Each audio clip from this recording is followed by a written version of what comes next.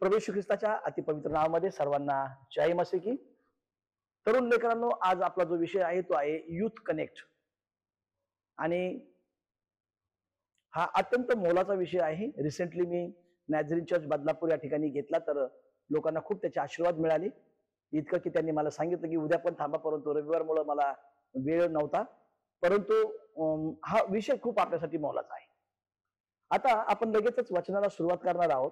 पवित्र शास्त्र आम्हाला अशा प्रकारे सांगतं, योबाचं पुस्तक याचा 13वा अध्याय आणि 26वा वचन, की माझ्या नावावर तू कठीण शिक्षा लिहितोस आणि माझ्या तरुणपणातील पातकाचे फळ मला भोगावयास लावतोस. काही गोष्टी सांगणं मला कठीण जातं, परंतु सांगणं खूप आवश्यक आहे. 2011 साली मी एका बायबल कॉलेजवर गेलो होतो प्रोफेसर म्हणून, म्हणजे जुना करार आणि नवीन करार शिकवायला मुंबईला, नालासोपाऱ्याला. तर त्या ठिकाणी सगळे आदिवासी पाड्यातले लेकरं होते, तरुण मुलं होते. एक मुलाबरोबर माझी खूप चांगली मैत्री झाली आणि मग त्यांनी मला सांगितलं की सर, वय वर्ष 16-17, जास्त पण नाही. तर त्या 16-17 वर्षाच्या वेळेस त्यांनी सांगितलं की XYZ, मी नाव कधीच एक्सपोज करणार नाही. त्यांनी सांगितलं की त्याने लग्नाच्या अगोदरच नको ते सगळे उद्योग केले. आता वाईट तर वाटलं, परंतु त्यांची संस्कृती तशी आहे आणि त्या संस्कृतीमुळे त्याच्याकडून ती चूक झाली. तो लग्नाच्या अगोदरच पळून गेला आणि मग नको ते का गोष्टी केल्या. बायबल कॉलेज झालं, तो त्याच्या विभागामध्ये सेवक बनला आणि आता रिसेंटली 1-2-4 वर्षापूर्वी पुन्हा मी त्या विभागामध्ये गेलो. त्याचं लग्न झालं, परंतु त्याला लेकरं झालेले नाहीत. तू माझ्या तरुणपणातली शिक्षा माझ्या नावावर लिहितोस आणि मला ते कडकपणे फळ भोगायला लावतोस. आपण आपल्या नावावर अशा प्रकारच्या शिक्षा का लिहून घ्याव्यात? हे शरीर देवाचं मंदिर आहे. तुम्ही देवाला माना, तुम्ही देवाला मानू नका. त्याने तुम्हाला निर्माण केले, दॅट्स ऑल. जर आपण लग्नाच्या अगोदर चुकीच्या कोणत्या गोष्टी करतो तर त्याचे परिणाम आपल्याला भोगावे लागतात. मी पुष्कळ चोऱ्या माऱ्या आणि डकैती केली. आता ह्या सगळ्या गोष्टी बोलण्याच्या नाहीत आणि त्यापैकी मला काहीच मिळालं नाही. ज्याला आपण दुसऱ्या भाषेमध्ये असं म्हणूया, करोडो का व्यवहार लाखो की भूल, पन्ना पलटकर देखा मुद्दल बिगुल. पवित्र शास्त्र हातामध्ये आहे. जे मी अशा पद्धतीने वाम मार्गाने कमवले होते आम्ही सर्वांनीच, मला काही नाही मिळालं. जगित लोकांना किंवा माझ्या बहीण भावांनी ते सगळं लुटलं आणि त्याची सजा मला मिळाली की मला त्याचा मनस्ताप खूप झाला. मग मला ज्यावेळेस समजलं की याच्यावर प्रार्थना करायला पाहिजे, हे शाप तोडायला पाहिजेत. आणि तुम्ही मला आता सांगा, आता मी कोणाचा पडलेला पेन पण घेणार नाही. नको मला, कोणाचं काही नकोच. मला जे काही पाहिजे ते प्रभूपासूनच पाहिजे. तू माझ्या नावावर कठीण शिक्षा लिहितोस. मग प्रिय तरुण लेकरांनो, तरुणपणामध्ये व्यापविचार, जाळकर्म या गोष्टीला तर भूत आलाय आणि कॉमन झाल्यात सगळ्या गोष्टी. पण यावर आपल्याला ख्रिस्ताप्रित्यर्थ पवित्र जगायला पाहिजे. आपलं जीवन नीटनेटकं जगायला पाहिजे, जेणेकरून आपल्या नावावर ही शिक्षा यायला नको. किंवा मग भविष्यात पार्टनर मध्येच संपणं, ही पण शिक्षा येऊ शकते. म्हणून जर कोणते चुका केल्या असतील, एक तर करूच नका. पण झाले असेल तर पटकन माफी मागा आणि गो अँड सिन नो मोर. योहान शुभवर्तमान याचा 8वा अध्याय 11वा वचन, गो अँड सिन नो मोर. 8वा आकडा हा नवीनीकरणासाठी, म्हणजे मनाचं नवीनीकरण करून घ्या. आणि 11वा आकडा हा सेपरेशन साठी, स्वतःला त्या जगित गोष्टीपासून सेपरेट करून घ्या. नाहीतर मग काही लोकांना लेकरं होत नाहीत. मग लेकरं झाले तर त्याचं अबॉर्शनच होतं, नाहीतर मग त्याचं काहीतरीच होतं, किंवा मग अजून काहीतरी स्ट्रगलच करावं लागतं. या गोष्टी तरुणपणात केलेल्या पापामुळे घडतात. म्हणून योग अशा प्रकारे म्हटलं की तू माझ्या नावावर कडक शिक्षा लिहितोस आणि ते कठीण शिक्षा लिहून मला त्याचं तू फळ भोगायला लावतोस. ह्या गोष्टी आपल्या जीवनावर येऊ नये म्हणून चला कृपा करून आजच ख्रिस्ताला जीवन द्या. पश्चाताप करा, माफी मागा, ते शाप तोडून टाका आणि ख्रिस्ताबरोबर हे देवा तुझ्या संगती असं म्हणता आलं पाहिजे आपल्याला की ही दृष्टी जगाला विटली, तुझ्या पदी जडली. प्रभू तू माझा, प्रभू तू माझा, प्रिय बंधू स्वामी राजा, या पुढे तो आपलं सर्वस्व आहे. मग नंबर 2 आपण पाहूया 25वा अध्याय स्तोत्राचा, त्याचं 7वं वचन. त्या ठिकाणी माझ्या तरुणपणातील पातके आठवू नकोस. म्हणजे आपण तरुणपणात जे पराक्रम केले तो ते देव आठवतो. हे पहा, देव आपल्याकडे एक बुक ऑफ रिमेंबरन्स आहे. मलाखीचा ग्रंथ याचा 3रा अध्याय आणि 16व्या वचनामध्ये आपण एकत्र जमलो, विश्वासणारे एकत्र जमले, ते बोलले, त्याची नोंदही लिहून ठेवण्यात आलेली आहे. माझ्या तरुणपणातली पातक दावीद राजासारखा जगातला महान राजा, ज्याने 40 वर्ष राज्य केलं, असा राजा म्हणतो की माझ्या तरुणपणातली पातक आठवू नकोस. म्हणजे आपण जे काही पाप केले, मग ती सिगारेट असो, की ती बिडी असो, ती तंबाखू असो, किंवा छोटे मोठ्या काही गोष्टी असो, दलिला बरोबर जे सॅमसननी पातक केलं होतं शमशोनाने, तर ते दलिलेचं स्पिरिट खूप खतरनाक होतं. त्याला असं वाटलं की मी एन्जॉय करतोय. नाही, ती बरबादी चालली होती तुझी, आणि त्याची बरबादीच झाली. देवाच्या वचनामध्ये, शास्त्राच्या पुस्तकामध्ये अशा प्रकारे लिहिलं की त्याच्या हयातीत त्यांनी जितके माणसं मारले नाही, तितके माणसं त्यांनी मग शेवटी मारले, परंतु त्याच्याबरोबर तो ही दुर्जनाची मयत, दुर्जनांबरोबरची मयत त्याला आली. म्हणून तरुणपणातले पातक तू आठवू नकोस. त्यानंतर तिसरं वचन आपण पाहूया, आणि ते म्हणजे पहिले राजे याचा 3रा अध्याय आणि 6 आणि 8, 6, 7, 8 वचनामध्ये अशा प्रकारे लिहिलेलं आहे की चाल चलवणूक यथायोग्य कशी ठेवावी. देवाच्या तरुण लेकरांनी चाल चलवणूक तरुणपणापासून यथायोग्य ठेवावी. आपलं डिसिप्लिन आहे, आपलं क्लीनलीनेस आहे, आपलं प्रत्येक गोष्टीमध्ये जिथं ख्रिस्त तिथं शिस्त, आपली वागणूक यथायोग्य असायला पाहिजे, आणि मग आपण जीवनामध्ये सक्सेस होऊ शकतो. तरुणपणापासूनच आपली वागणूक यथायोग्य असली पाहिजे. ज्यावेळेस माणसं मोठे होतात, मग म्हातारे होतात, आणि मग कुठेतरी पायाला हाताला असं वाटतं की कंप सुटायला लागलेत, आणि मग त्यांना देव आठवतो. हे चुकीचं आहे. लहानपणापासून, बालपणापासून आपल्या देवाबरोबरची ओळख असायला पाहिजे, आणि देव सगळ्यांबरोबर बोलतो. जर तुम्हाला आठवत असेल तर अलिशिबा मॅडम आणि मदर मेरी मॅडम या समोरासमोर आल्या. यांच्या अंतकरणात, यांच्या उदरामध्ये पण बाळ आहे, यांच्या उदरामध्ये पण बाळ आहे, आणि अलिशिबाच्या उदरामध्ये असलेले बाळाने या देवाला पाहून, प्रभू येशू ख्रिस्ताला म्हणजे ऐकलं, समोरासमोर उडी मारली. म्हणजे गर्भाला सुद्धा कळतं असं बायबल सांगतंय. शास्त्रज्ञांनी सगळ्या गोष्टी प्रूव्ह केल्या, खूप नंतर प्रूव्ह केल्या. पुरावे आपण शास्त्रज्ञांना मानतो ना, बायबलला नंतर मानतो, परंतु शास्त्रज्ञ पहिले. काय पुरावा आहे? मला पण पुरावे लागतात. हा पुरावा आहे. प्रभू येशू ख्रिस्ताला पाहून त्याने, त्या बाळाने उडी मारली, असा पुरावा आहे लुकाच्या शुभवर्तमानामध्ये. मग आपली चालचलणूक आतापासूनच यथायोग्य असावी. जर काही चुकलं, आपण तरी पण चुकतच राहतो. या वयामध्ये आल्यानंतर पण आम्ही चुकतच राहतो काही ना काही, परंतु त्याच्यावर क्षमा मागणं पुढे चालणं, क्षमा मागणं पुढे चालणं, क्षमा करणं पुढे चालणं. या ठिकाणी देवाचं वचन सांगतं की यथायोग्य आपली वागणूक असावी. आणि त्यानंतर पहिले राजे याचा 12वा अध्याय आणि 8वं वचन, वृद्धांचा सल्ला. पहा, आपण वचन आपल्याला सांगतो त्याप्रमाणे तू आपल्या दृष्टीने स्वतःला शहाणं समजू नको. मी पण तरुण होतो, अजूनही तरुण आहे. तरुणपणामध्ये मनुष्य स्वतःला जास्त शहाणं समजतं, हे खरं आहे. मला सगळं माहिती आहे, मला सगळं येतं, मी असं काही नाही, सगळं खोटं आहे. मोठ्या माणसांचा सल्ला घ्या. काल एका ठिकाणी मी शिबिर घेतलं, आणि एक पती पत्नी माझ्याकडे आले, आणि त्यांनी सांगितलं की मला ते वचन खूप टोचतं की मुलगा शहाणा तर बाप सुखी, आणि मुलगा मूर्ख तर आई दुखी, असं म्हणून ती आई रडायला लागली. कारण तिचा मुलगा जर्मनीत राहून त्यांना एक दमडी पाठवत नाही. मग काय केलं? दारू पितो.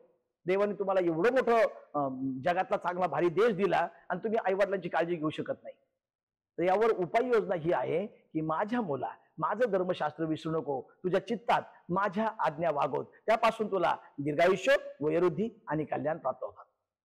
त्याचप्रमाणे do not forsake the teaching of your mother, आईची शिस्त सोडू नको. या ठिकाणी वृद्धांचा सल्ला. शलोमोन राजा मरण पावल्यानंतर त्याचा जो मुलगा होता रहबाम, ह्या मुलाने वृद्धांचा सल्ला घेण्याच्या ऐवजी तरुणांचा सल्ला घेतला. तरुणांना जीवनाचा अनुभव नसतो, आणि ज्यांना जीवनाचा अनुभव नसतो ते फटाफट चुकीचे कोणतेही निर्णय घेऊ शकतात, हे खरं आहे. त्यांनी खरं तर मोठ्या माणसांचा सल्ला घ्यायला पाहिजे होता. देवाच्या वचनामध्ये पवित्र शास्त्र सांगतं, मंडळीचे जे वडील आहेत, वडील सगळ्या मंडळाचे लोक ऐका, मंडळीचे जे वडील आहेत जुन्या करारामध्ये जसं मोशेला दर्शन दिलं, तसं वडिलांना देखील देवबापाने दर्शन दिलं. म्हणजे जितका पालक इम्पॉर्टंट आहे, तितके वडील लोक पण तितकेच इम्पॉर्टंट आहेत. फक्त त्यांना नावं ठेवत बसू नका, त्यांचे सल्ले घ्या, योग्य व्यक्तींचे सल्ले घ्या, मोठ्या माणसांचे सल्ले घ्या. आणि असं तुमच्या पालकाकडे किंवा प्राचीन किंवा मोठ्या व्यक्तीकडे जाऊन म्हणा की पालकसाहेब, आता माझं वय 25 झालं, कृपा करून मला सल्ला द्या की आता पुढचं जीवन कसं जगलं पाहिजे. मग आता 30 झालं, मग मला सल्ला द्या मी कसं जगलं पाहिजे. आता लग्न जाऊन एक बाळ झालं, मला सल्ला द्या कसं वागलं पाहिजे. पॅरेंटिंग किंवा पत्नीबरोबर, लेकरांबरोबर, कुटुंबाबरोबर, चर्चच्या लोकांबरोबर कसं वागलं पाहिजे. तुम्ही MBA PhD झालात म्हणजे तुम्ही सर्वस्व झालात असं नाही. तुम्हाला त्या बिझनेस मॅनेजमेंटचं ज्ञान आलं, जीवनाचं थोडी ज्ञान आलं. मग जीवनाचं जे ज्ञान आहे ते इथूनच मिळतं आणि हे तुम्हाला वाचायला पाहिजे. आणि हे जर वाचून झालं नाही तर हे वाचणारे जे कोणी सेवक आहेत त्यांच्याकडून ते ज्ञान घ्या आणि मोठ्या माणसांचा सल्ला अवमानू नका. जे मोठी माणसं बोलतात ते खरं असतं. उदाहरणार्थ आता ही आउट ऑफ ट्रॅक गोष्ट बोलत आहे. आपल्याला स्वातंत्र्य देण्याच्या वेळेस अमेरिकेचे राष्ट्राध्यक्ष जॉर्ज वॉशिंग्टन बोलले होते इंग्लिश लोकांना की भारतीय लोकांना स्वातंत्र्य देऊ नका.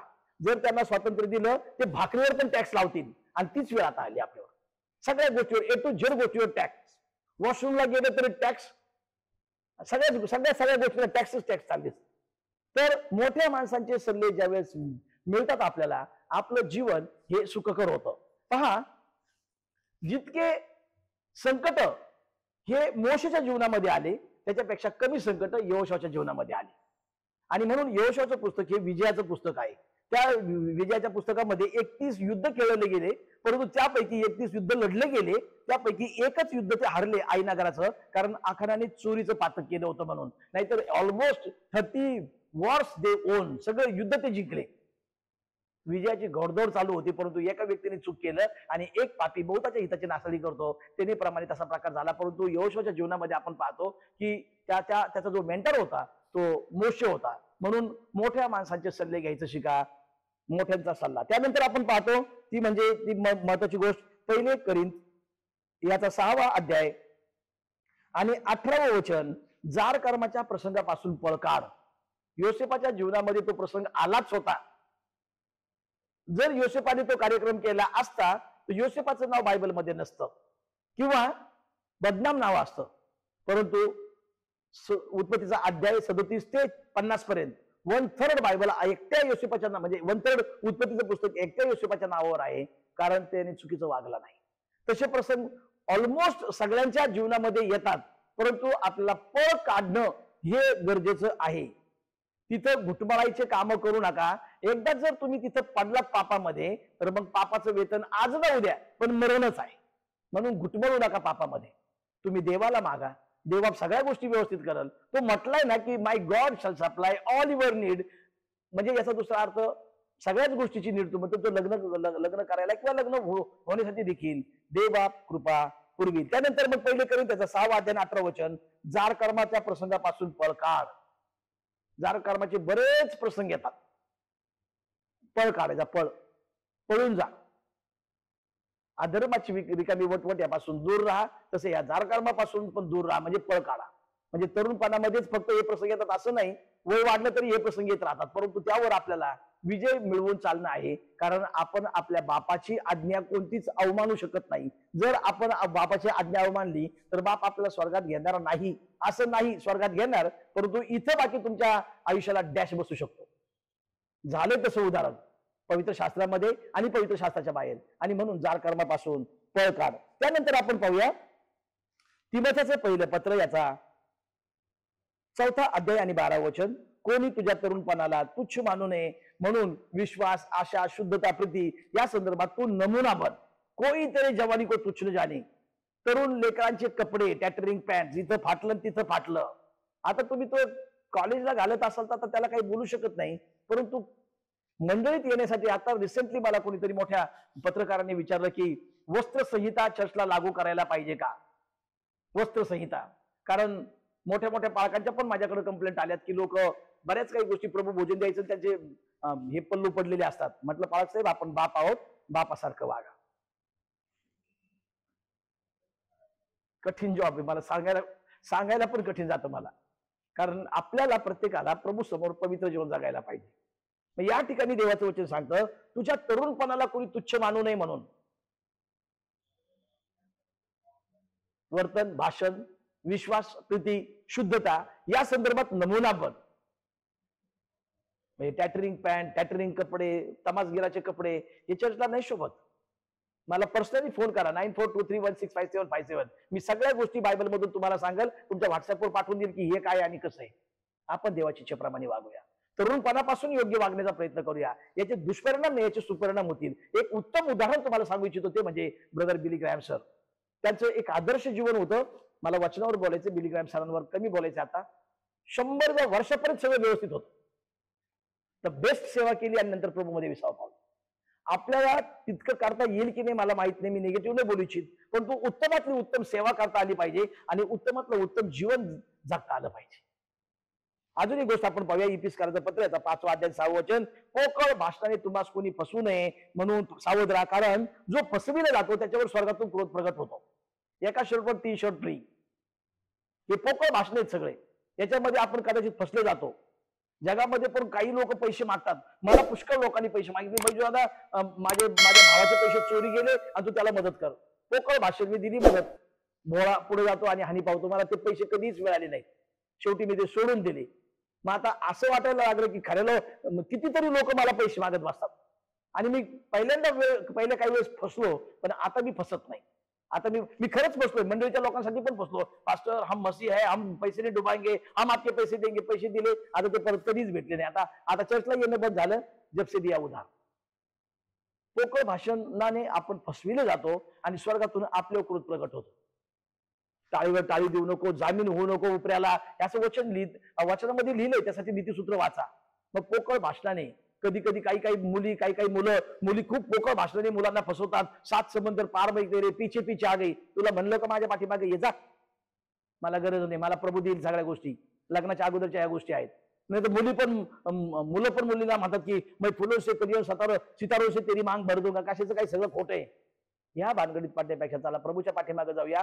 सगळ्या गोष्टी तुमच्या जीवनामध्ये देवबाप योग्य करणार आहे. त्यानंतर होशेचा ग्रंथ त्याचा 4था अध्याय 11 वचन.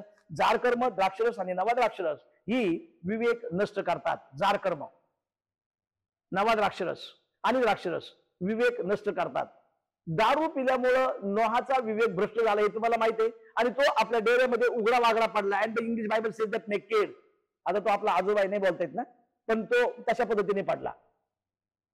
त्यानंतर सदोम गमोराच्या पातकानंतर लोट आणि त्याचे मुली यांच्याकडून त्याला दारू पाजल्यामुळे त्याच्याकडून दुर्घटना घडली.